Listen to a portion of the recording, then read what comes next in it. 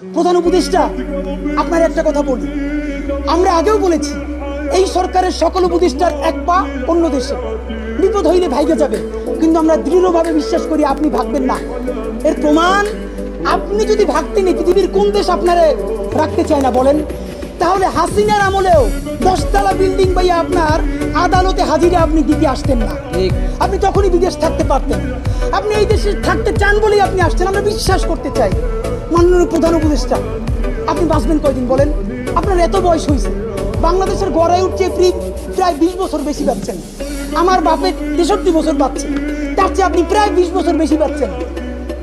মাঝে মধ্যে মৃত্যু বেঁচে থাকার চেয়ে অধিক। মাননীয় প্রধান উপদেষ্টা, আপনি একটা গবেষণা করেন, বাংলাদেশে গত 50 বছরে কোন রাষ্ট্রপ্রধানের 30 মিনিট 40 মিনিটের বক্তৃতা, রিক্সা চালক, ভ্যান চালক, সবজি বিক্রেতা, বিশ্ববিদ্যালয়ের প্রফেসর, ছাত্র জনতা আধা ঘন্টা বসে তার বক্তৃতা শুনে নজির নাই, যেটা আপনারটা হয়েছে।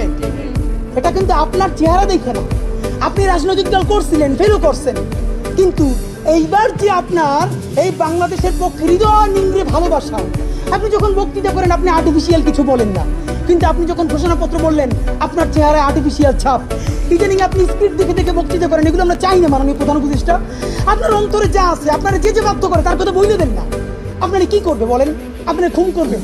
আপনি প্রায় 80 বছর বাঁচছেন, আর কয় বছরই বাঁচবেন? আপনি কি খাবেন, কি বাঁচবেন? আপনি বরং যদি আপনার আর্মি মেরে ফেলে, আপনারা যদি ভারতীয় আধিপত্যবাদ গুলি করে, আপনাকে যদি হত্যা করা হয়, কিন্তু সেই রক্তের বিনিময়ে যদি আপনি শহীদদের রক্তের বিনিময়ে নতুন বাংলাদেশ গড়ে যেতে পারেন, আগামী 1000 বছর বাংলাদেশের মানুষ নামাজে প্রার্থনায় আপনার জন্য শুধু দোয়া করবে। বুড়ো মানুষটা থেকে শুরু করে শিশু আপনার বক্তৃতা শুনে মাননীয় উপদেষ্টা কতক্ষণ জানেন? যতক্ষণ আপনি জুলাইয়ের জবানে কথা বলেন। কিন্তু যেই রাজনৈতিক দলের কাছে কোন ধরনের সংস্কার ছাড়া আপনি নির্বাচনের কথা বলতেছেন,